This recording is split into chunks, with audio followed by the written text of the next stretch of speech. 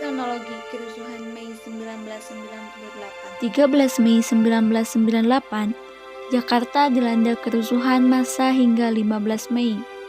Kerusuhan diwarnai dengan aksi perusakan dan pembakaran bangunan serta kendaraan bermotor. 21 Mei 1998, Presiden Soeharto mengundurkan diri. Bermulai dari kampus Trisakti di Jalan Daan Mogot dan Jalan Kiai Tapa dan Jalan Es Parman hingga sore hari, aksi perusakan dan pembakaran terus meluas. Berikut adalah kronologi kejadian kerusuhan Mei 1998. Sekitar pukul 11.30, massa sudah berdiam dan berkumpul di area sekitar kampus hingga akhirnya bergerak pada pukul 11.30. Massa adalah mahasiswa Trisakti. Beberapa teman Trisakti sempat gugur karena ditembak mati akibat aksi damai meminta reformasi. Sebelum bergerak, mahasiswa melakukan aksi berkabung untuk mengenang teman mereka yang gugur. Sekitar pukul 12 terjadi pembakaran truk sampah di dekat jalan layang. Massa melempari aparat dengan batu, botol, dan benda lainnya karena aparat memblokir jalan di depan Mall Ciputra.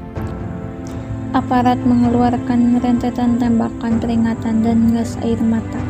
Massa-massa sempat mundur namun kembali mengamuk dengan membakar dan merusak gedung serta mobil yang berada di Jalan Daan Mogot. Sekitar pukul 13.00, ratusan mahasiswa Atmajaya menggelar aksi duka cita bagi mahasiswa korban tragedi Trisakti berlangsung di Ben Hill dan Semanggi depan kampus Atmajaya. Namun Polri membubarkan dengan gas air mata yang dibalas dengan lemparan batu oleh mahasiswa Atmajaya.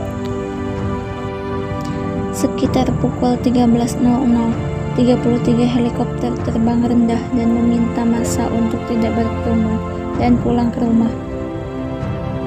Namun massa terus bergerombol dan aparat semakin bertambah lapisannya. Bentrokan antara aparat dan massa tidak dapat dihindarkan.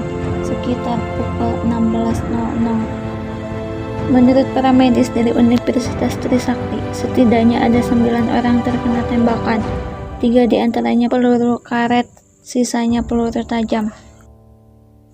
Selepas pukul 18.00, massa tidak terbendung hingga larut malam terjadi pembakaran gedung, pembakaran mobil, hingga pencerahan toko.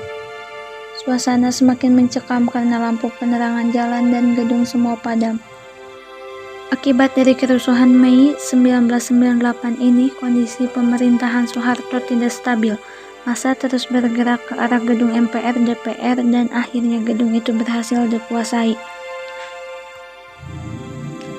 Pada 18 Mei 1998 dan klimaksnya di tanggal 21 Mei 1998, Presiden Soeharto menyatakan mundur dan era reformasi pun dimulai. Gerakan reformasi ini mendapatkan momentumnya saat terjadi krisis moneter pada tahun 1997. Krisis membuat harga kebutuhan pokok melambung tinggi dan daya beli masyarakat menurun. Kondisi perekonomian terguncang hebat. Rakyat kian sengsara, sementara para elit pemerintahan hidup kaya. Gerakan reformasi digerakkan mahasiswa dan gerakan ini disambut oleh masyarakat. Apalagi masyarakat juga sudah lelah dengan pemerintahan Soeharto yang hanya menguntungkan golongannya sendiri. Masyarakat Indonesia menginginkan pemerintahan yang pro-demokrasi, presiden yang dipilih oleh rakyat langsung. Untuk itu, mahasiswa melakukan demonstrasi. Contoh nyata mahasiswa sebagai agen perubahan adalah saat reformasi tahun 1998. Pada masa itu, gerakan mahasiswa berada di puncaknya karena berhasil menumbangkan kepemimpinan Presiden Soeharto setelah puluhan tahun menjabat.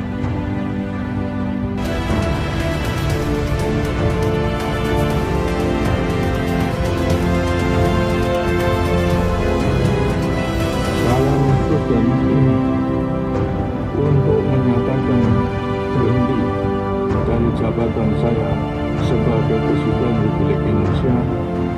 Terhitung sejak saya bacakan pernyataan ini pada hari ini, Kamis 21 Mei